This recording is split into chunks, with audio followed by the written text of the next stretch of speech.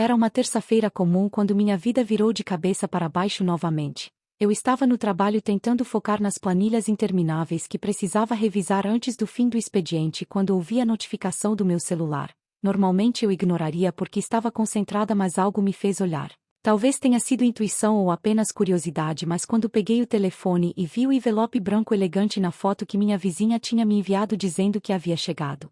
Correspondência para mim, eu senti um frio na espinha. Aquele tipo de envelope que você reconhece de longe. Papel texturizado caro. Caligrafia rebuscada no endereço. Era um convite de casamento e meu coração começou a acelerar sem eu nem saber ainda de quem era. Pedi para ela abrir e me mandar uma foto do conteúdo porque algo dentro de mim já pressentia o desastre que estava prestes a descobrir.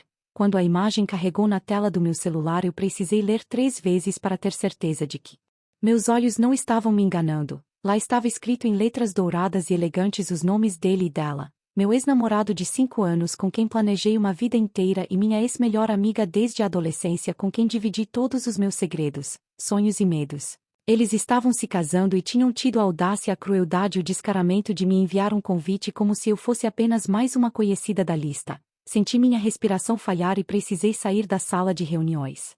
Fingindo que estava tudo bem enquanto minha mente entrava em colapso. Como eles puderam fazer isso comigo e ainda por cima me convidar para assistir à celebração da traição deles? Fiquei pensando se era algum tipo de jogada psicológica para me humilhar ainda mais ou se eles realmente eram tão desconectados da realidade que achavam que eu iria simplesmente aceitar e comparecer sorrindo como se nada tivesse acontecido. Passei o resto do dia em modo automático respondendo e-mails sem saber o que estava escrevendo, fingindo normalidade enquanto por dentro estava sendo consumida por uma mistura de raiva, tristeza e uma sensação de traição que parecia nunca cicatrizar completamente. Quando finalmente cheguei em casa naquela noite, joguei a bolsa no sofá e fui direto pegar aquele maldito convite nas mãos. O papel era pesado, luxuoso, e quando abri completamente vi todos os detalhes que eles tinham planejado com tanto cuidado. A cerimônia seria em uma igreja histórica no centro da cidade, aquela mesma igreja onde eu e ele tínhamos conversado sobre nos casar um dia quando ainda estávamos juntos, quando eu ainda acreditava que ele era o amor da minha vida. A recepção seria em um salão chique com vista para o lago e a data marcada era dali a apenas 6 semanas. Olhei para a foto deles impressa no convite e eles pareciam tão felizes, tão perfeitos, tão apaixonados que me deu vontade de rasgar tudo em pedaços, mas algo me impediu. Comecei a lembrar de como tudo tinha sido entre nós 3. Ela era minha confidente, minha irmã de alma, a pessoa que me consolou em cada término anterior, a pessoa que conhecia cada detalhe da minha relação com ele porque eu contava tudo para ela. E ele era o homem que jurou me amar para sempre, que falava em construir uma família comigo, que me apresentou aos pais dele como a mulher da vida dele. E agora eles dois estavam juntos e tinham se encontrado de uma forma que eu ainda não entendia completamente, mas que me deixava com um vazio no peito que parecia nunca ser preenchido. Peguei meu notebook e fiz algo que sabia que não deveria fazer, mas não consegui resistir. Entrei nas redes sociais deles e comecei a vasculhar cada postagem, cada foto, cada comentário, procurando por pistas de quando isso tinha começado realmente. Foi então que percebi algo que tinha passado despercebido antes. Havia fotos sutis, marcações discretas, check-ins em lugares similares em datas muito próximas, e alguns desses registros eram de quando eu ainda estava com ele. Senti meu estômago revirar quando a ficha caiu de que talvez a traição tivesse começado muito antes do que eu imaginava. Muito antes da separação oficial, muito antes de eu descobrir da pior forma possível. Fiquei a noite inteira acordada olhando aquele convite e me perguntando o que fazer. Parte de mim queria simplesmente ignorar, rasgar, jogar fora e nunca mais pensar nisso, mas outra parte, uma parte que estava crescendo cada vez mais dentro de mim, queria fazer algo diferente. Queria ir até aquela igreja e confrontá-los, queria que eles soubessem que eu não tinha desaparecido, que eu não era apenas uma página virada na história de amor deles. Mas o que exatamente eu faria lá ainda era um mistério até para mim mesma. Nos dias seguintes não consegui parar de pensar nisso. Falei com minha terapeuta, que me alertou sobre os riscos de tomar decisões impulsivas movidas por dor e raiva, mas ao mesmo tempo eu sentia que precisava de algum tipo de encerramento, de justiça de voz. Recebi mensagens de outras amigas que também tinham recebido o convite e estavam chocadas, perguntando se eu sabia, se eu iria, se eu estava bem. Fingi que estava tudo sob controle, mas por dentro estava travando uma guerra comigo mesma sobre o que fazer com aquele convite que agora estava grudado na minha geladeira, me encarando todos os dias como um lembrete vivo da maior traição que já sofri na vida. Lembro como se fosse ontem o dia em que minha vida desmoronou e descobri que tudo o que eu acreditava sobre amor, lealdade e amizade era uma mentira cuidadosamente construída. Foi há cerca de 8 meses atrás em uma sexta-feira à noite quando eu deveria estar em um jantar de trabalho, mas o evento foi cancelado de última hora por causa de um problema com o fornecedor do buffet. Decidi então fazer uma surpresa para ele porque tínhamos brigado alguns dias antes por bobagem e eu queria reconciliar. Queria mostrar que me importava. Comprei aquele vinho que ele adorava, peguei comida japonesa no restaurante favorito dele e dirigi até o apartamento dele cantando no carro, animada com a ideia de uma noite romântica inesperada. Usei a chave que ele tinha me dado meses atrás, dizendo que aquela era a prova de que confiava em mim completamente e que eu era parte da vida dele.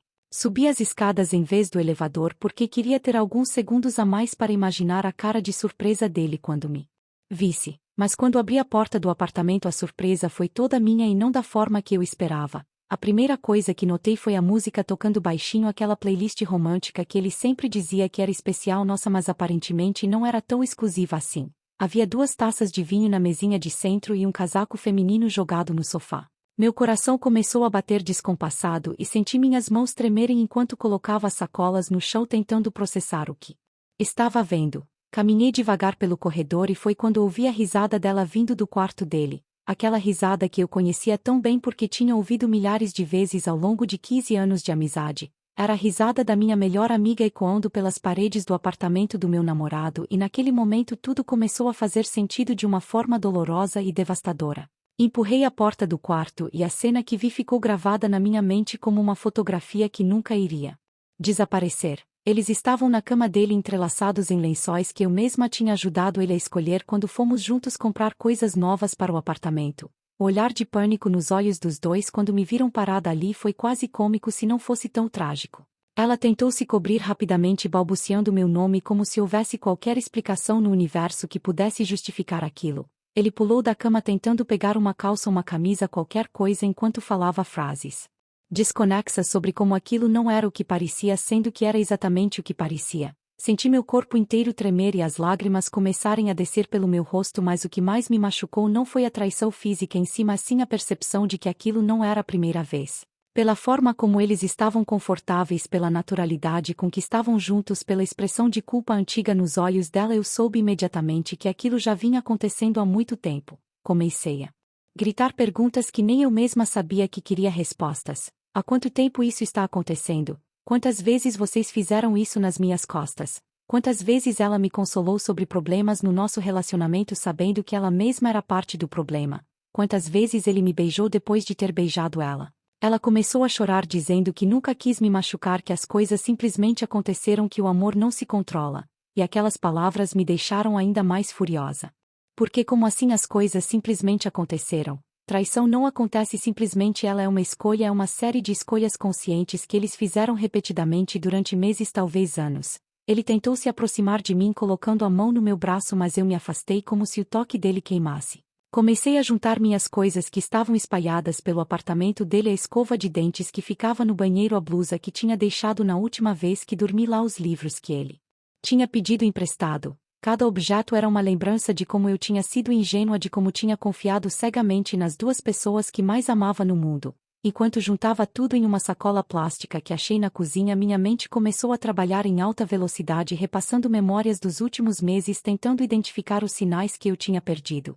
Lembrei de quando ela começou a perguntar muito sobre ele, sobre nossos planos, sobre nossas brigas, sempre com aquele interesse que eu achava que era de amiga preocupada, mas que agora percebia que era de amante curiosa. Lembrei das vezes que ele cancelou encontros comigo dizendo que tinha trabalho extra ou reuniões importantes, e de como ela às vezes também não estava disponível nos mesmos dias com desculpas similares. Lembrei do dia em que encontrei um brinco no carro dele e ele disse que devia ser de uma colega de trabalho que tinha pegado carona, e eu acreditei porque nunca passou pela minha cabeça que pudesse ser dela. Lembrei de como nos últimos meses nossa relação tinha esfriado, de como ele parecia distante, distraído, menos interessado em mim, e eu achava que era só uma fase, que todos os casais passam por isso. Mas não era uma fase, ele estava se afastando porque estava se aproximando dela. Quando finalmente juntei tudo e estava pronta para sair, ela tentou me segurar pelos ombros, olhando nos meus olhos com aquela cara de arrependimento, dizendo que eu era importante demais para ela, que nossa amizade significava tudo e que ela nunca quis que acontecesse dessa forma. Eu olhei para ela com um desprezo que nem sabia que era capaz de sentir e disse que nossa amizade tinha morrido no momento em que ela decidiu deitar na cama com o homem que ela sabia que eu amava. Saí do apartamento batendo a porta com tanta força que o quadro que estava pendurado na parede caiu. Dirigi até em casa chorando tanto que mal conseguia enxergar a estrada. Quando cheguei, tranquei a porta, liguei meu celular no modo avião porque sabia que eles iam tentar me ligar e me joguei no sofá deixando toda a dor sair. Chorei até não ter mais lágrimas, chorei até minha cabeça doer, chorei até adormecer de exaustão. Nos dias seguintes eles tentaram inúmeras vezes entrar em contato, mandaram mensagens longas explicando suas versões da história, dizendo que nunca quiseram me machucar, que foi algo maior do que eles, que se apaixonaram sem querer. Bloqueei os dois em todas as redes sociais, deletei todas as fotos que tínhamos juntos. Tentei apagar qualquer rastro deles da minha vida, mas o que eu não conseguia apagar eram as memórias, as dúvidas, as inseguranças que aquela traição tinha plantado em mim. Passei meses tentando reconstruir minha autoestima, tentando entender o que tinha de errado comigo para que as duas pessoas mais importantes da minha vida me trocassem uma pela outra.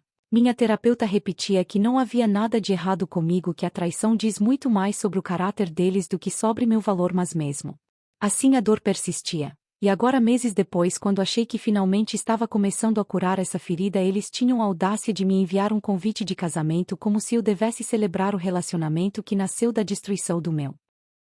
Fiquei dias inteiros olhando para aquele convite sem saber o que fazer com ele. De um lado, minha razão gritava para eu simplesmente ignorar, rasgar, jogar no lixo e seguir em frente com minha vida como se eles não existissem mais. Afinal, porque eu deveria dar a eles a satisfação de me ver aparecer em um dos dias mais importantes deles? Porque eu colocaria meu coração novamente em uma situação de vulnerabilidade e dor quando já tinha sofrido tanto nas mãos dessas duas pessoas? Mas do outro lado, havia algo crescendo dentro de mim, algo que começou pequeno como uma sementinha, mas que foi se expandindo a cada dia que passava. Era uma necessidade de encerramento, de confronto, de olhar nos olhos deles e mostrar que eu não tinha sido destruída pela traição que eles tinham cometido. Passei noites sem dormir, virando de um lado para o outro na cama, pensando em todas as possibilidades, imaginando cenários diferentes do que poderia acontecer se eu realmente aparecesse naquela igreja. Conversava comigo mesma em voz alta na frente do espelho, às vezes me convencendo de que era loucura, às vezes me convencendo de que era necessário. Liguei para minha irmã mais velha, que sempre foi minha conselheira nos momentos mais difíceis, e contei sobre o convite, sobre minha indecisão, sobre essa vontade estranha de comparecer ao casamento. Ela ficou em silêncio por um tempo tão longo que cheguei a achar que a ligação tinha caído, mas então ela disse que qualquer decisão que eu tomasse, ela estaria do meu lado, mas que eu precisava ser honesta comigo mesma sobre minhas motivações. Ela perguntou se eu queria ir para buscar vingança, para causar um escândalo, para tentar reconquistá-lo, ou se havia algo mais profundo, algo que eu realmente precisava resolver. Aquela pergunta me deixou acordada a noite inteira porque eu mesma não sabia a resposta com certeza. Comecei a escrever em um caderno todos os meus sentimentos, todas as razões pelas quais eu deveria ir e todas as razões pelas quais eu não deveria. A lista de contras era enorme, eu poderia passar vergonha, poderia parecer desesperada, poderia reabrir feridas que estavam começando a cicatrizar, poderia dar a eles mais poder sobre mim do que eles já tinham. Mas a lista de prós tinha apenas alguns itens, porém cada um pesava como uma tonelada no meu coração. Eu precisava de encerramento, precisava olhar nos olhos deles sem desmoronar, precisava provar para mim mesma que eu era mais forte do que a dor que eles tinham causado. E havia outra coisa. Algo que eu tinha descoberto por acaso algumas semanas depois de receber o convite, quando estava organizando papéis antigos e encontrei documentos que mudavam completamente a narrativa da história. Eu tinha evidências de que a traição tinha começado muito antes do que eles admitiam, tinha provas de mentiras e manipulações que iam além do simples caso de amor que eles tentaram pintar. Durante meses após a descoberta da traição, eu tinha sido consumida pela curiosidade doentia de entender quando tudo começou e tinha investigado discretamente conversas antigas, e-mails, mensagens que ainda estavam salvas em nuvem de quando compartilhávamos senhas e acesso uns dos outros. Foi assim que descobri que eles vinham se falando de forma suspeita há quase 2 anos, que havia encontros secretos planejados, que havia mentiras elaboradas para me enganar. Descobri também algo muito mais perturbador que envolvia questões financeiras, pois enquanto estávamos juntos ele tinha me pedido dinheiro emprestado várias vezes, dizendo que era para investir no negócio dele, mas na verdade estava usando para bancar viagens e presentes caros para ela. Tinha recibos, provas, transferências, tudo guardado em uma pasta que agora estava escondida no fundo do meu armário, esperando o momento certo de vir à tona. Foi essa descoberta que mudou tudo na minha cabeça, porque não era mais apenas sobre traição amorosa, era sobre manipulação financeira, era sobre 2 anos da minha vida baseados em mentiras, era sobre um nível de crueldade que eu nem imaginava que eles fossem capazes. Durante 2 semanas fiquei obcecada com a ideia de expô-los de alguma forma, mas não sabia como, não sabia se deveria, se valia a pena, se eu não estava sendo movida apenas por vingança. Marquei uma sessão extra com minha terapeuta e levei todas as evidências para mostrar a ela. Ela olhou tudo cuidadosamente e disse algo que nunca vou esquecer. Ela disse que eu tinha todo o direito de buscar justiça, mas que eu precisava ter certeza de que estava fazendo isso pela razão certa, não para machucá-los, mas para me libertar.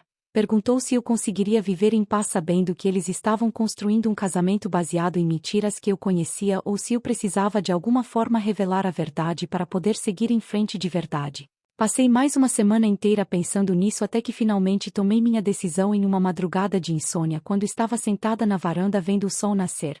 Eu ia comparecer ao casamento e ia sentar naquela igreja e ia esperar pelo momento certo. Não ia causar um escândalo gratuito, não ia gritar ou fazer uma cena, não ia deixar que as emoções me controlassem, mas se houvesse um momento apropriado, se o universo me desse uma abertura, eu ia usar minha voz e ia revelar o que precisava ser revelado.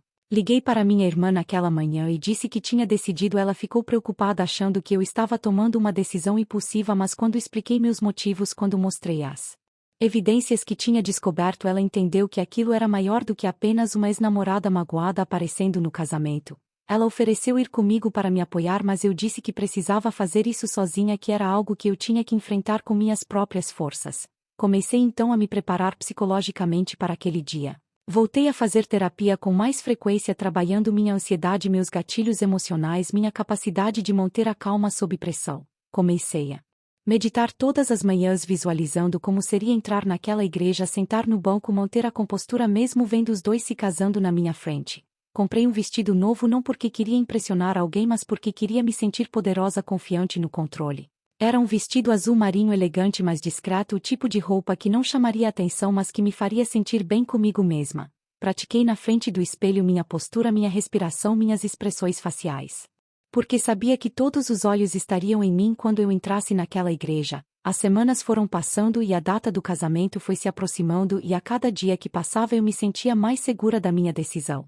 Não era sobre eles, era sobre mim, era sobre recuperar meu poder, era sobre não deixar que a traição deles me definisse para sempre. Respondi ao convite formalmente pelo site de casamento, confirmando minha presença, e tenho certeza de que quando viram meu nome na lista de confirmados, eles devem ter entrado em pânico, devem ter se perguntado o que eu estava planejando. Recebi uma mensagem dela 2 dias depois, tentando ser casual, dizendo que ficou feliz em saber que eu iria, que seria bom me ver, que esperava que pudéssemos ser civilizadas. Eu respondi com uma simples mensagem educada dizendo que estava ansiosa pelo grande dia e nada mais. A ironia das minhas palavras provavelmente passou despercebida para ela, mas eu sabia exatamente o que estava fazendo. Na semana anterior ao casamento, revisei todas as evidências que tinha coletado, organizei tudo em ordem cronológica, imprimi alguns documentos importantes que poderia precisar e guardei tudo em uma pasta discreta que caberia na minha bolsa. Também escrevi e reescrevi várias vezes o que eu diria caso tivesse a oportunidade de falar. Pratiquei sozinha em casa até decorar cada palavra, cada pausa, cada ênfase.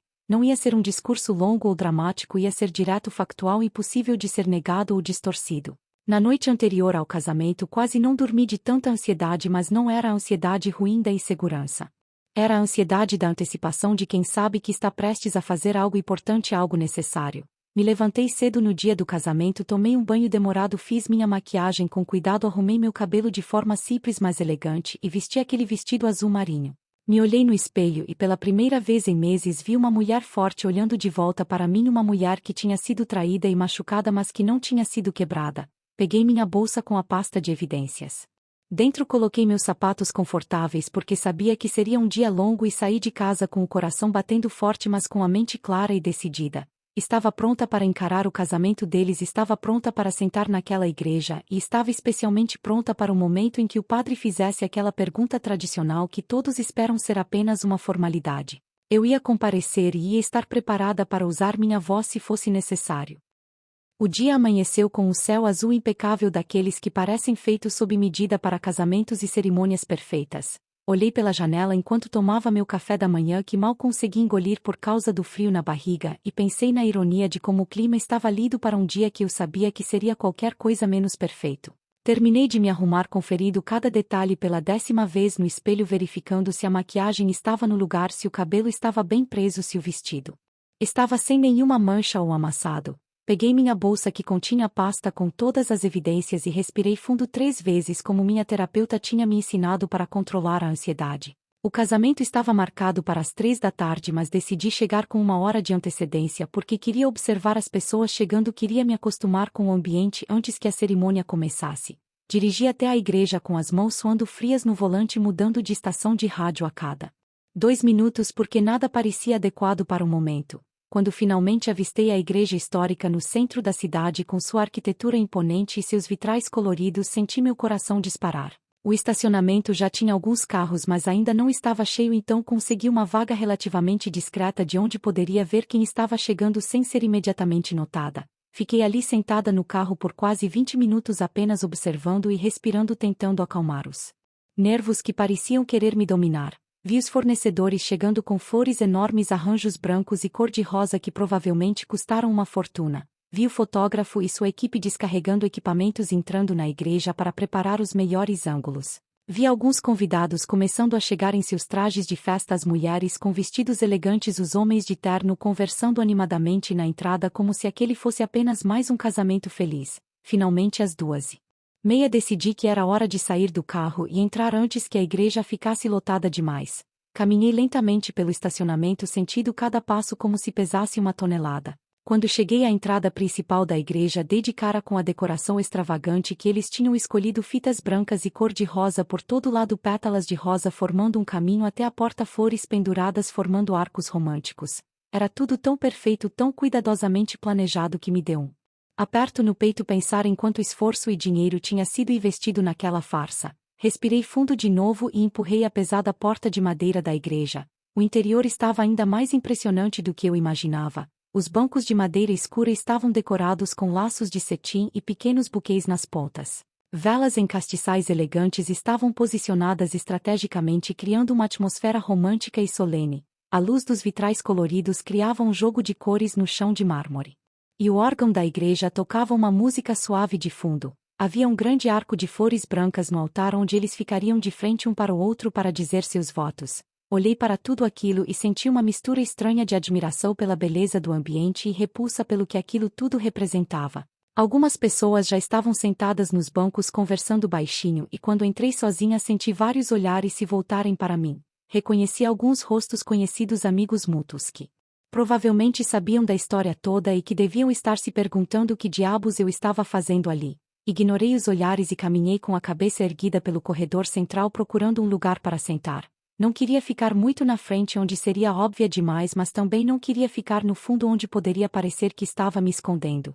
Escolhi um banco no meio do lado direito da igreja, um lugar de onde eu teria uma visão perfeita do altar, mas que não estava exatamente na linha de visão imediata dos noivos. Me sentei cuidadosamente alisando meu vestido e colocando a bolsa no colo, segurando-a com mais força do que o necessário porque ela continha tudo que eu precisava caso decidisse realmente falar. Mais pessoas começaram a chegar e a igreja foi ficando cada vez mais cheia. Reconheci a família dele entrando em grupo, a mãe dele com um vestido bege elegante, o pai dele de terno escuro, os irmãos e primos que eu tinha conhecido durante os 5 anos que passamos juntos. A mãe dele me viu e por um segundo nossos olhares se encontraram. Vi surpresa e desconforto nos olhos dela antes que ela rapidamente desviasse o olhar e seguisse para os bancos da frente reservados para a família. Me perguntei o que ela pensava de tudo isso, se ela sabia da verdadeira história ou se acreditava na versão romantizada que eles deviam ter contado.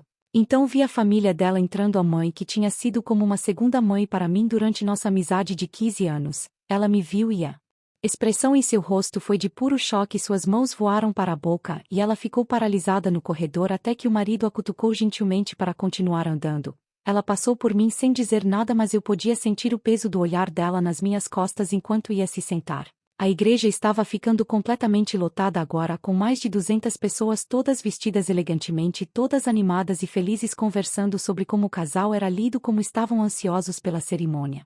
Eu estava cercada por pessoas, mas me sentia completamente sozinha, sentada ali com meu segredo guardado na bolsa no colo. De repente a música mudou para algo mais formal e todos ficaram em silêncio, se virando para ver ele entrar. Meu ex-namorado de 5 anos, o homem que eu tinha amado com cada fibra do meu ser, entrou pela lateral da igreja acompanhado de seu padrinho. Ele estava impecável de smoking preto, gravata borboleta, cabelo perfeitamente arrumado, com aquele sorriso nervoso mas feliz que eu conhecia tão bem. Quando ele caminhou até o altar, seus olhos varreram a igreja cumprimentando convidados com acenos discretos, e foi então que ele me viu. Vi o exato momento em que seus olhos encontraram os meus, vi a cor drenar do seu rosto, vi o sorriso congelar por uma fração de segundo antes que ele tentasse se recompor. Ele disse algo rápido para o padrinho, que imediatamente olhou na minha direção também com expressão de surpresa, mas não havia nada que eles pudessem fazer agora.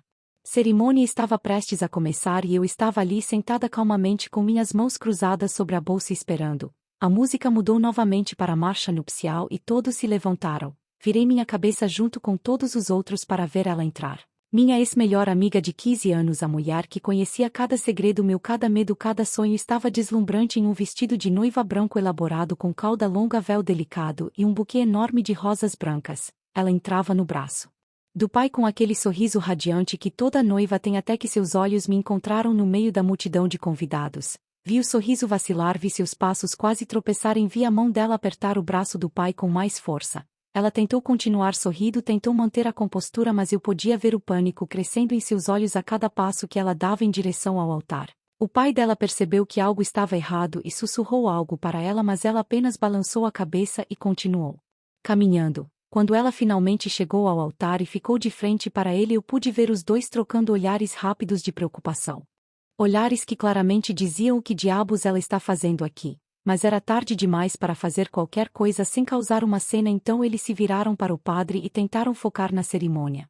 Me sentei novamente junto com todos os outros e observei enquanto o padre começava a cerimônia com as palavras tradicionais sobre o sacramento do matrimônio, sobre o compromisso eterno, sobre o amor verdadeiro. Cada palavra soava irônica aos meus ouvidos, sabendo que eu sabia sobre como aquele relacionamento tinha começado. Olhei ao redor e vi pessoas emocionadas, vi a mãe dela limpando lágrimas com um lenço delicado, vi amigas sussurrando sobre como a noiva estava linda.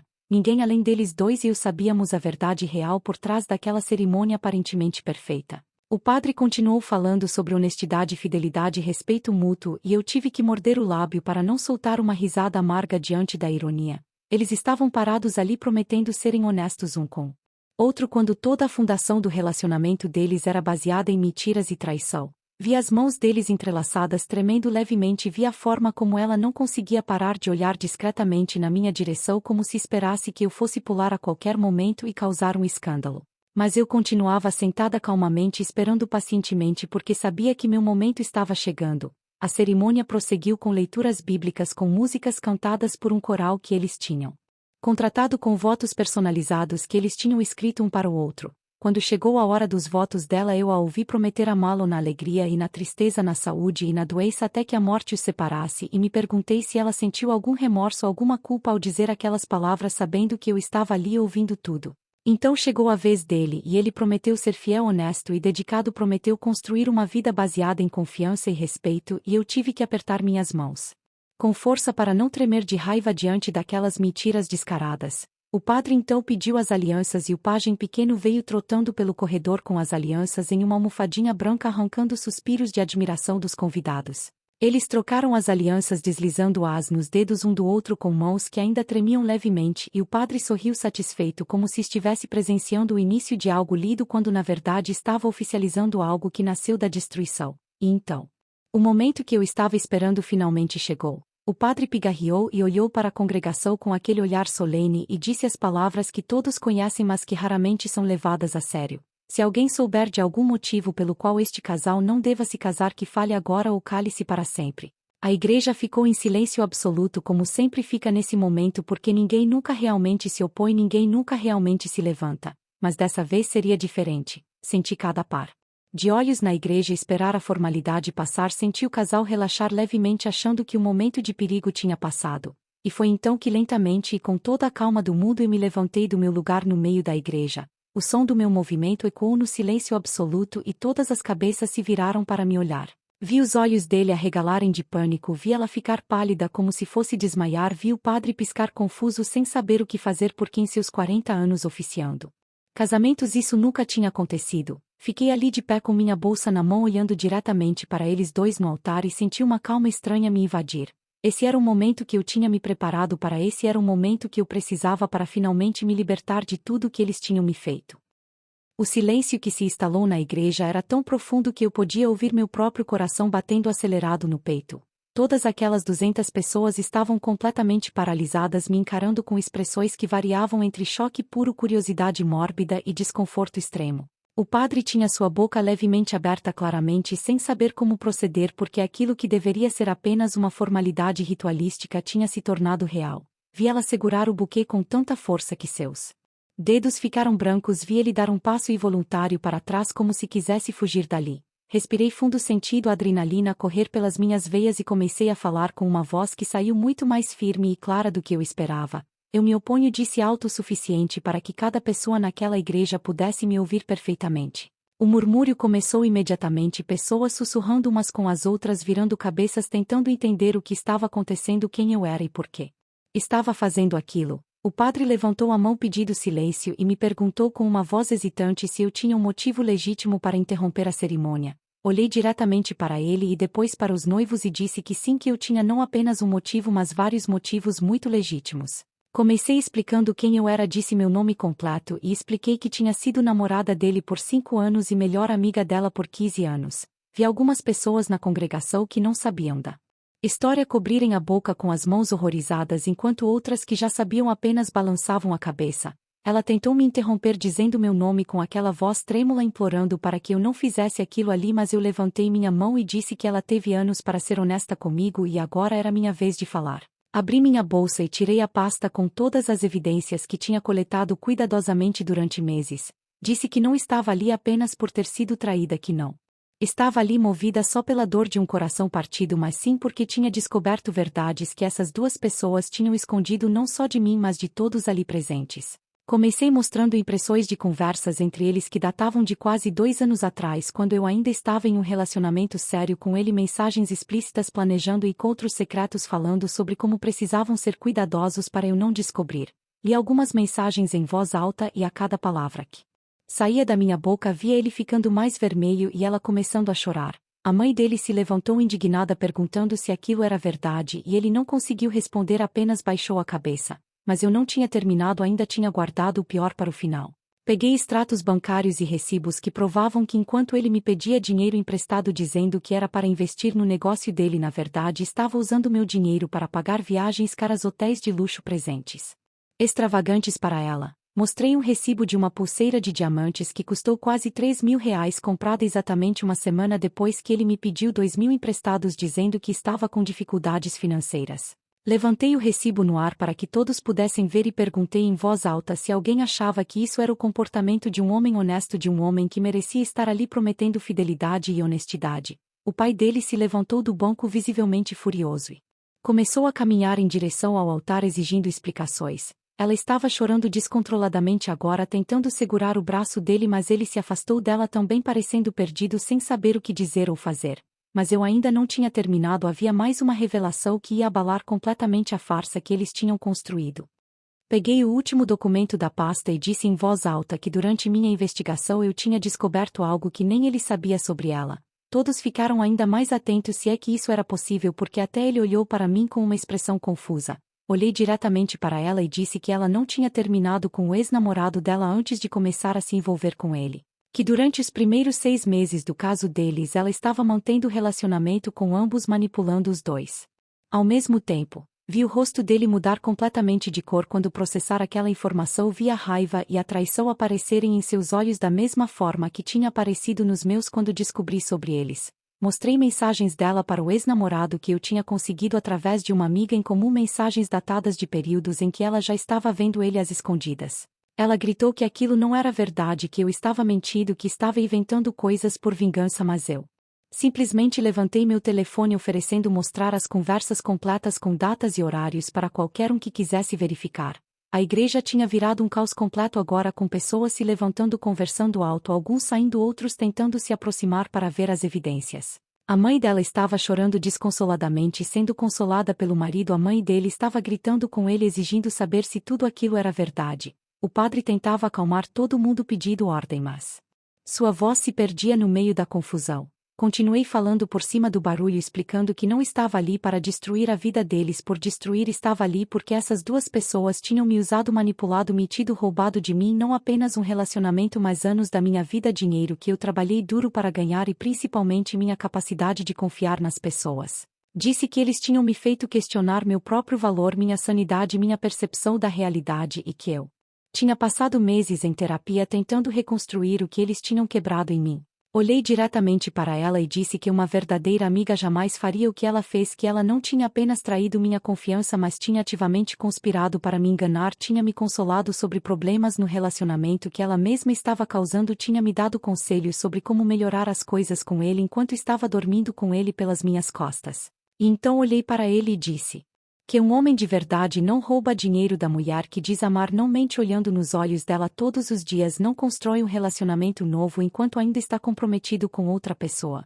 Disse que a fundação daquele casamento era podre porque estava construída sobre traição, mentiras, manipulação e roubo, e perguntei para todos ali presentes se eles realmente acreditavam que algo bom poderia nascer de algo tão destrutivo. Algumas pessoas na congregação começaram a aplaudir, outras pareciam chocadas demais para reagir. Vi amigas dela se levantando e saindo da igreja com expressão de nojo no rosto, vi amigos dele balançando a cabeça decepcionados. Ela caiu de joelhos ali mesmo no altar, soluçando incontrolavelmente, dizendo que sentia muito, que nunca quis que fosse assim, que as coisas simplesmente aconteceram.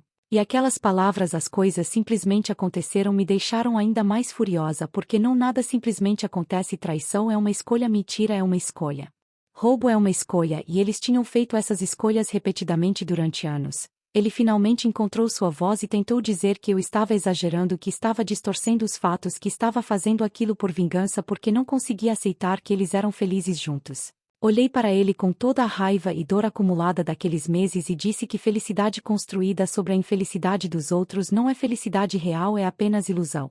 Perguntei como ele achava que ia ser feliz, sabendo que tinha traído alguém que confiou nele completamente, como ela achava que ia ser feliz sabendo que tinha destruído uma amizade de 15 anos. Disse que mais cedo ou mais tarde a culpa ia consumi-los, que mais cedo ou mais tarde eles iam fazer um com o outro exatamente o que fizeram comigo, porque pessoas que são capazes de trair uma vez são capazes de trair sempre. Vi nos olhos dele que minhas palavras tinham atingido algo fundo, vi a dúvida aparecer ali pela primeira vez, vi ele olhar para ela de um jeito diferente, como se estivesse realmente processando que se ela foi capaz de trair a melhor amiga e um ex-namorado, ela seria capaz de trair ele também.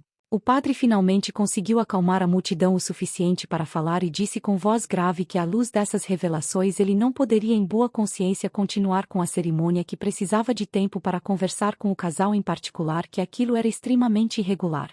Mas eu interrompi e disse que ele não precisava se preocupar, que eu tinha dito que vim dizer, que agora todos ali sabiam a verdade e podiam tomar suas próprias decisões sobre o que fazer com essa informação.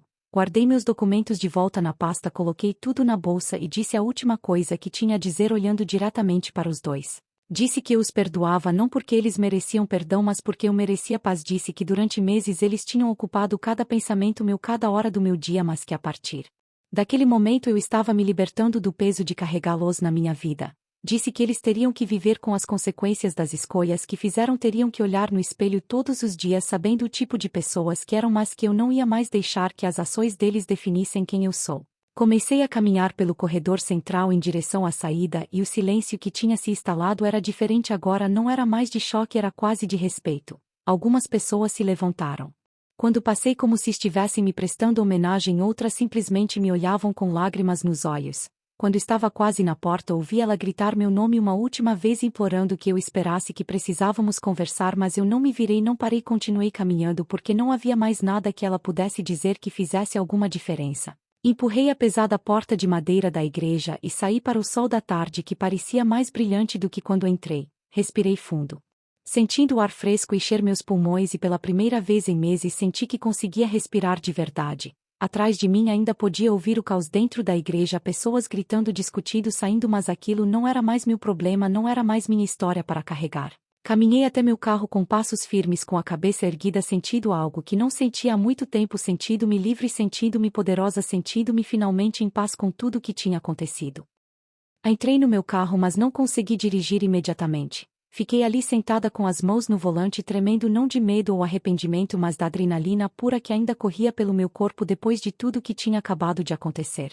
Podia ouvir o barulho da confusão vindo de dentro da igreja, pessoas saindo aos montes, conversando alto, gesticulando claramente, chocadas com tudo que tinha sido revelado. Vi grupos se formando no estacionamento, alguns olhando para mim dentro do carro, outros discutindo animadamente entre si. Meu celular começou a vibrar incessantemente com mensagens de pessoas que estavam lá dentro que tinham meu número, conhecidos mútuos que queriam saber mais detalhes, que estavam me parabenizando pela coragem ou me criticando por ter causado uma cena. Desliguei o celular e coloquei no porta-luvas porque não estava pronta para lidar com nenhuma reação, ainda precisava processar o que tinha acabado de fazer. Fiquei observando pela janela e vi a mãe dele sair da igreja visivelmente furiosa, falando ao telefone com alguém, provavelmente contando o escândalo para algum parente que não tinha comparecido. Vi a mãe dela sendo praticamente carregada pelo marido, ela estava tão abalada que mal conseguia andar sozinha. Vi amigos e familiares saindo em silêncio, chocados, alguns parando para olhar para trás para a igreja como se ainda não acreditassem no que tinha acontecido ali. Então, cerca de 10 minutos depois de eu ter saído, vi ele emergir da igreja sozinho, sem o smoking, apenas com a camisa branca e as calças pretas. Ele tinha arrancado a gravata borboleta e seu cabelo, que estava perfeitamente penteado, agora estava completamente bagunçado, como se ele tivesse passado as mãos ali milhares de vezes. Ele olhou ao redor como um homem perdido, sem saber para onde ir, o que fazer, e então seus olhos encontraram meu carro. Por um momento pensei que ele fosse vir até mim, mas ele apenas ficou ali parado, me olhando com uma expressão que eu nunca tinha visto antes. Era uma mistura de raiva, devastação, vergonha e algo que parecia surpreendentemente com arrependimento real. Ficamos ali nos encarando através do para-brisa do meu carro por longos segundos, até que finalmente ele balançou a cabeça, virou e caminhou rapidamente para o próprio carro. Então ela saiu carregando a cauda do vestido de noiva, que agora estava suja e rasgada nas pontas. O véu tinha sido removido e sua maquiagem estava completamente borrada pelas lágrimas. Ela olhou ao redor, desesperadamente procurando por ele, e quando viu entrando no carro dele, ela começou a correr tentando alcançá-lo, gritando o nome dele. Mas ele já tinha ligado o carro e saiu do estacionamento em alta velocidade, sem olhar para trás, deixando-a ali parada no meio do estacionamento em seu vestido de noiva arruinado. Ela caiu de joelhos ali mesmo no asfalto, soluçando de forma tão intensa que até de dentro do meu carro eu podia ver seu corpo inteiro tremendo. Várias pessoas correram para ajudá-la, incluindo a mãe dela, que tinha voltado ao ver a cena. Fiquei observando aquilo tudo e senti uma pontada de algo que não consegui identificar imediatamente. Não era exatamente pena, porque ela tinha feito escolhas que a levaram até ali, mas também não era satisfação, porque ver alguém quebrado daquela forma não me trouxe a alegria que eu achei que traria. Era algo mais complexo, era a consciência de que a verdade sempre tem um preço e que todos nós estávamos pagando esse preço de formas diferentes. Finalmente consegui colocar a chave na ignição e ligar meu carro. Dirigi devagar, saindo do estacionamento, passando por grupos de convidados que ainda estavam lá fora. Alguns me olharam com reprovação, outros com o que parecia ser admiração. Quando finalmente saí daquele lugar e peguei a estrada, senti as lágrimas começarem a cair. Não eram lágrimas de tristeza ou de arrependimento, eram lágrimas de liberação de algo que estava preso dentro de mim há tanto tempo, finalmente sendo solto. Chorei durante todo o caminho até em casa, deixando sair todos os meses de dor, de raiva, de humilhação, de questionamento. Quando finalmente cheguei em casa, estacionei na garagem e fiquei sentada ali no carro no escuro, apenas respirando, apenas existindo. Eventualmente entrei em casa, tirei aquele vestido azul marinho e coloquei a roupa mais confortável que tinha, vesti um moletom velho e calças largas e me joguei no sofá. Liguei meu celular novamente e fui imediatamente bombardeada com mais de 50 mensagens e 15 ligações perdidas. Comecei a ler algumas das mensagens e elas eram um misto interessante de reações. Minha irmã tinha mandado várias mensagens perguntando se eu estava bem, dizendo que não importava o que ninguém dissesse, ela estava orgulhosa de mim por ter tido coragem de falar minha verdade. Algumas amigas que estavam na cerimônia mandaram mensagens dizendo que estavam chocadas, mas que entendiam porque fiz o que fiz, que elas teriam feito mesmo no meu lugar. Havia também mensagens de pessoas que eu mal conhecia que estavam no casamento dizendo que eu tinha sido cruel, dizendo que não importava o que tinha acontecido entre nós, eu não tinha o direito de arruinar o dia especial deles daquela forma. Li essas mensagens e senti uma pontada de dúvida pela primeira vez desde que tomei a decisão de ir até aquela igreja. Será que eu tinha sido cruel demais? Será que tinha exagerado? Será que deveria ter lidado com aquilo de forma privada ao invés de expor tudo na frente de 200 pessoas? Liguei para minha terapeuta mesmo sabendo que era sábado à noite e que ela provavelmente não atenderia, mas surpreendentemente ela atendeu no terceiro toque. Deve ter visto as notícias ou recebido alguma mensagem, porque a primeira coisa que disse foi me perguntando se eu estava segura, se estava bem. Contei para ela tudo o que tinha acontecido, cada detalhe, desde o momento em que entrei na igreja até o momento em que saí. Ela ficou em silêncio por um longo tempo depois que terminei de contar, e então disse algo que nunca vou esquecer. Ela disse que o que eu tinha feito não foi sobre vingança ou crueldade, foi sobre reclamar minha narrativa, foi sobre me recusar a ser a vítima silenciosa que engole a dor e deixa os outros continuarem suas vidas como se nada tivesse acontecido. Disse que por muito tempo nossa sociedade ensina especialmente as mulheres que devemos ser educadas discretas, que devemos sofrer em silêncio para não incomodar ninguém. Para não causar cenas, mas que às vezes causar uma cena é necessário, às vezes expor a verdade publicamente é a única forma de justiça que temos. Perguntou se eu me sentia em paz com o que tinha feito e depois de pensar honestamente por alguns segundos respondi que sim, que pela primeira vez em meses eu sentia que tinha meu poder de volta. Ela disse que isso era tudo que importava, que as opiniões dos outros sobre minhas ações não definiam se eu tinha feito a coisa certa ou não. Conversamos por quase 1 hora e quando finalmente desliguei o telefone me sentia mais centrada, mais confiante na decisão que tinha tomado. Os dias seguintes foram uma montanha-russa absoluta de emoções e acontecimentos. A história do que aconteceu naquela igreja se espalhou como fogo não apenas entre nossos círculos sociais, mas de forma muito mais ampla. Alguém tinha gravado parte da minha fala no celular e o vídeo começou a circular nas redes sociais. Em questão de dias tinha milhões de visualizações com pessoas do mundo todo comentando sobre a situação. Alguns me chamavam de heroína dizendo que eu tinha feito o que muitas pessoas sonham em fazer mas não têm coragem. Outros me chamavam de vilã dizendo que eu era uma ex-obsessiva e vingativa que não conseguia superar o término. A história foi parar em blogs de fofoca, em canais de YouTube que analisam dramas da vida real, em fóruns online onde pessoas debatiam horas sobre quem estava certo ou errado. Foi surreal ver minha vida pessoal, minha dor mais profunda se transformar em entretenimento para estranhos na internet. Recebi mensagens de centenas de pessoas que eu nunca tinha visto na vida, algumas me apoiando contando suas próprias histórias de traição, outras me atacando dizendo coisas horríveis sobre mim. Tive que tornar todas as minhas redes sociais privadas e até considerei deletar tudo completamente. Mas no meio de todo esse caos algo inesperado aconteceu. Comecei a receber mensagens de pessoas que tinham estado no casamento, pessoas que conheciam ele e ela pessoalmente contando suas próprias histórias.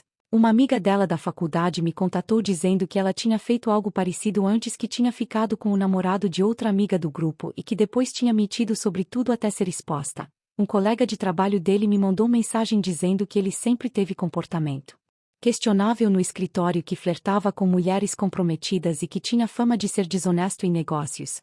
Cada nova informação que recebia pintava um quadro ainda mais claro de quem essas pessoas realmente eram e me fazia sentir ainda mais validada na decisão de expô-los. Então, uma semana depois do casamento, que nunca aconteceu, recebi uma ligação de um número desconhecido. Normalmente eu não atenderia, mas algo me disse para atender e quando o fiz ouvi a voz dela do outro lado. Ela estava claramente chorando e sua voz saía trêmula e quebrada. Disse que precisava falar comigo, que precisava me explicar, que eu não entendia toda a história. Meu primeiro instinto foi desligar na cara dela, mas a curiosidade foi mais forte, então deixei ela falar.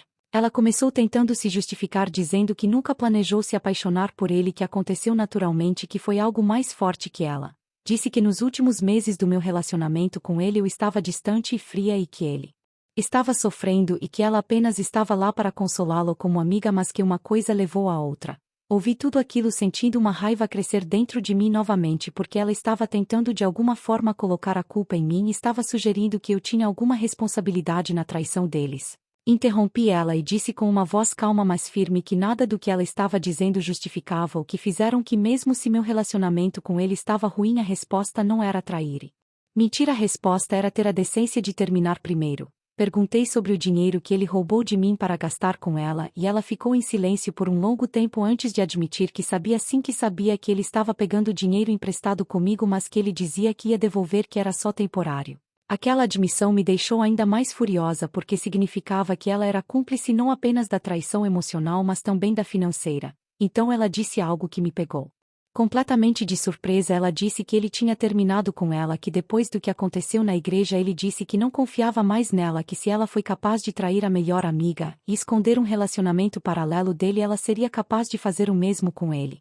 Senti uma satisfação sombria ao ouvir aquilo, porque significava que minhas palavras na igreja tinham plantado sementes de dúvida que eventualmente destruíram o relacionamento deles da mesma forma que eles tinham destruído.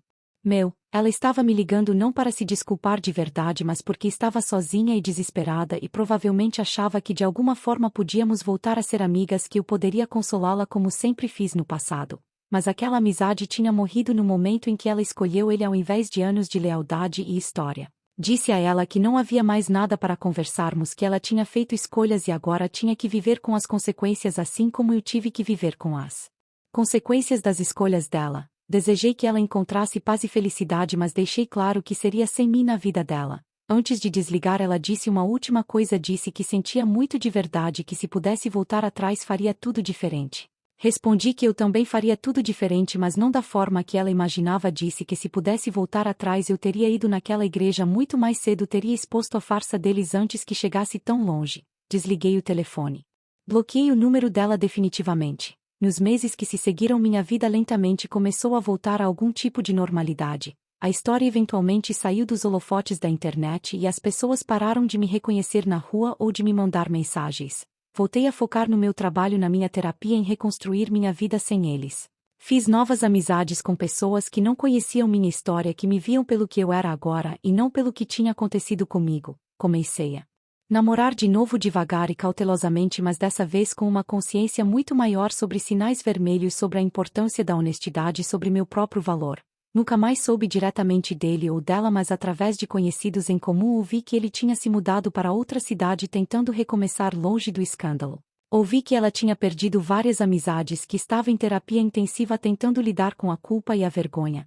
Parte de mim sentia pena, outra parte achava que era exatamente o que eles mereciam. Olhando para trás para aquele dia na igreja, às vezes ainda me pergunto se fiz a coisa certa, se havia uma forma melhor de lidar com tudo aquilo. Mas então me lembro de como me senti quando me levantei daquele banco, quando falei minha verdade na frente de todos, quando finalmente coloquei para fora tudo que estava guardado dentro de mim. Lembro da sensação de poder, de liberação, de finalmente não ser mais a vítima silenciosa, e percebo que não importa quantas pessoas me criticaram, não importa quantos disseram que eu exagerei, que fui longe demais. Aquele momento foi meu momento de cura, foi quando recuperei minha voz, minha agência, minha capacidade de me defender. Eles tiraram muito de mim, minha confiança, meu dinheiro, anos da minha vida, mas quando me levantei naquela igreja e contei a verdade, recuperei algo muito mais importante, recuperei a mim mesma. Passaram-se 6 meses desde aquele dia na igreja e minha vida tinha mudado de formas que eu jamais poderia ter previsto quando tomei a decisão de comparecer àquela cerimônia. Acordei naquela manhã de terça-feira comum, olhei para o teto do meu quarto e percebi que pela primeira vez em muito tempo não tinha pensado neles assim que abri os olhos.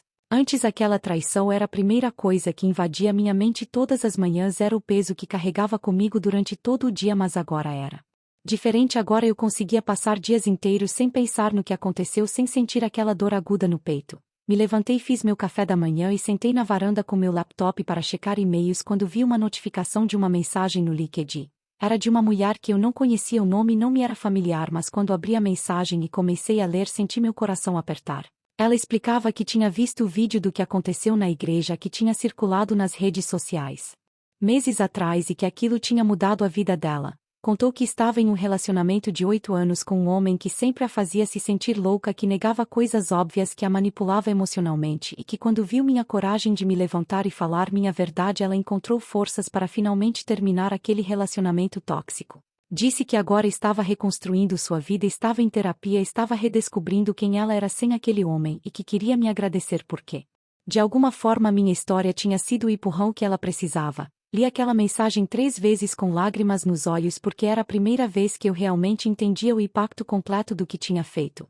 Não tinha sido apenas sobre mim, sobre minha dor, sobre minha necessidade de justiça, tinha sido sobre algo maior, sobre mostrar que não precisamos aceitar traição e mentir em silêncio. Respondi para ela agradecendo por compartilhar sua história, desejando força na jornada dela, e quando cliquei em enviar senti algo mudar dentro de mim. Nos dias seguintes comecei a receber mais mensagens parecidas de pessoas ao redor do mundo que tinham sido inspiradas de alguma forma pela minha história.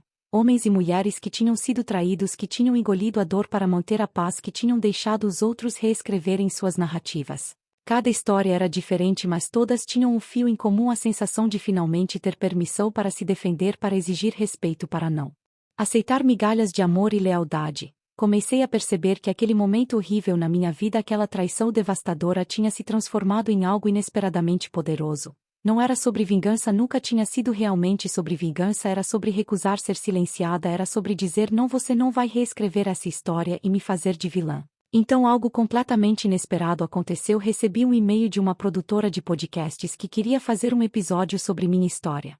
No começo hesitei porque não tinha certeza se queria reviver tudo aquilo publicamente e se queria me expor ainda mais. Mas depois de pensar bastante e conversar longamente com minha terapeuta decidi aceitar porque percebi que minha história poderia ajudar ainda mais pessoas se fosse contada de forma completa e honesta. Gravei o episódio do podcast em uma tarde chuvosa de sábado. Falei por quase 3 horas sobre tudo desde o início do relacionamento até a descoberta da traição até o dia do casamento e tudo o que aconteceu depois. Foi catártico de uma forma que não esperava. Foi como fazer terapia, mas sabendo que minhas palavras poderiam alcançar pessoas que precisavam ouvi-las.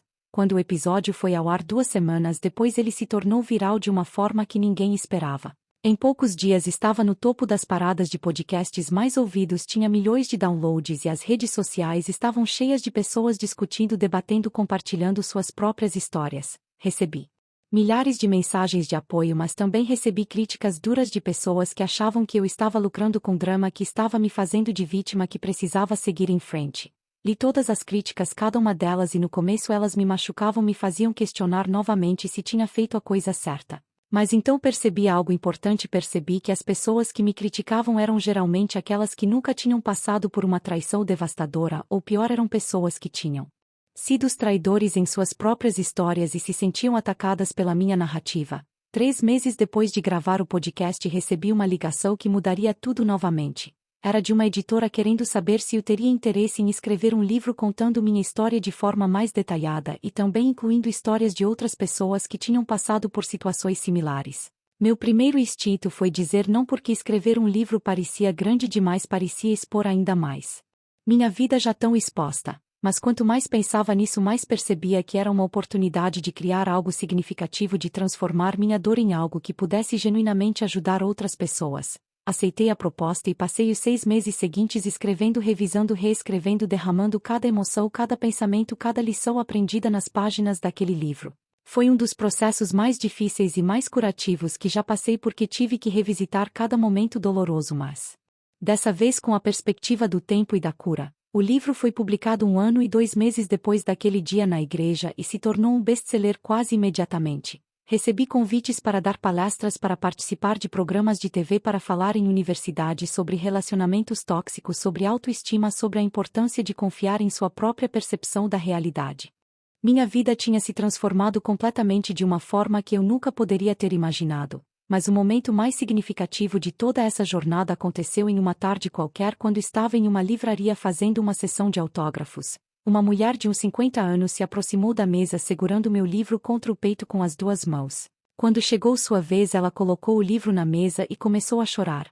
Disse que tinha sido casada por 25 anos, que descobriu há 6 meses que o marido tinha uma segunda família em outra cidade que ele tinha mantido por 15 anos. Disse que tinha ficado calada porque tinha vergonha, porque achava que era culpa dela, porque não queria que os filhos adultos soubessem, porque não queria ser vista como fracassada. Mas que depois de ler meu livro ela encontrou coragem para contar para os filhos, para procurar um advogado, para começar o processo de divórcio e principalmente para parar de carregar a vergonha que não era dela para carregar. Ela segurou minhas mãos através da mesa e disse obrigada por me mostrar que eu não preciso proteger quem me machucou, que eu posso escolher a mim mesma. Não consegui segurar as lágrimas e ali naquela livraria cercada de pessoas abraçamos e choramos juntas. Aquele momento cristalizou tudo para mim, mostrou que todo o sofrimento, toda a dor, toda a exposição tinha valido a pena, porque tinha se transformado em algo maior do que eu. Quanto a ele e ela, eventualmente soube através do mesmo círculo de conhecidos mútuos que tinham tentado se reconciliar algumas vezes nos meses após o casamento cancelado, mas que nunca funcionou. A confiança tinha sido quebrada não apenas entre mim e eles, mas entre eles mesmos. Ele aparentemente nunca conseguiu confiar nela novamente, sempre suspeitando, sempre questionando, sempre lembrando que se ela traiu a melhor amiga e outro namorado, ela poderia trair ele também. Ela, por sua vez, nunca conseguiu superar a vergonha pública do que aconteceu, perdeu-a maioria de suas amizades, sua família ficou decepcionada e ela desenvolveu ansiedade severa sobre como as pessoas a percebiam. Ouvi que ela também tinha começado a escrever sobre sua experiência, mas de uma perspectiva diferente, tentando entender por que fez o que fez, tentando se redimir de alguma forma. Parte de mim sentia curiosidade sobre o que ela tinha escrito, sobre como ela via toda a situação, mas a parte mais saudável de mim sabia que não importava mais, que a narrativa dela era problema dela e não meu. Ele tinha de fato se mudado para outra cidade, tinha começado um novo emprego e aparentemente estava tentando reconstruir sua reputação.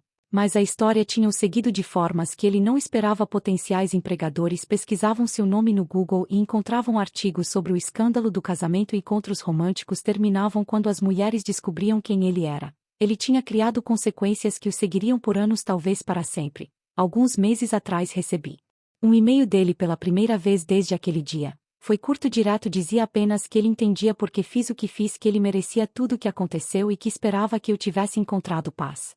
Não pedia perdão, não tentava se justificar, era apenas um reconhecimento tardio da dor que tinha causado. Li o e-mail várias vezes tentando sentir algo, raiva, satisfação, até mesmo pena, mas tudo que senti foi nada. Uma indiferença tranquila que me mostrou o quanto eu tinha realmente curado, o quanto tinha realmente seguido em frente. Não respondi o e-mail porque não havia nada a dizer, nenhuma palavra que precisasse ser trocada entre nós. Ele era parte do meu passado, uma parte importante que moldou quem eu me tornei, mas não era mais parte do meu presente ou do meu futuro. Quanto ao impacto mais amplo de tudo que aconteceu, comecei a perceber mudanças interessantes nas conversas ao meu redor.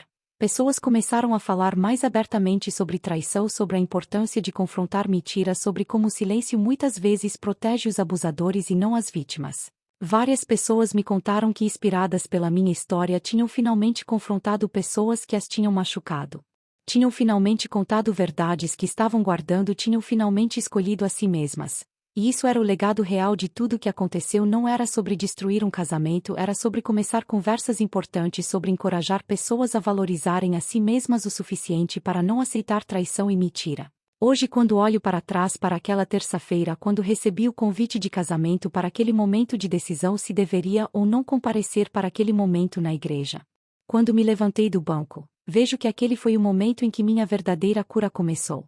Não quando confrontei eles, mas quando escolhi não mais ser silenciosa, quando escolhi acreditar que minha dor importava, que minha verdade merecia ser ouvida. Aprendi tantas lições nessa jornada. Aprendi que perdoar não significa esquecer ou permitir que as pessoas voltem para a sua vida. Aprendi que estabelecer limites firmes não é crueldade, é autocuidado. Aprendi que você pode sentir pena de alguém, ainda assim mantê-lo longe de você. Aprendi que a opinião dos outros sobre suas ações importa muito menos do que você pensa. Mas a lição mais importante que aprendi é que você não precisa ser perfeito na sua dor, você não precisa reagir da forma que os outros esperam. Você tem permissão para ser humano, para ser imperfeito, para fazer o que precisa fazer para se curar.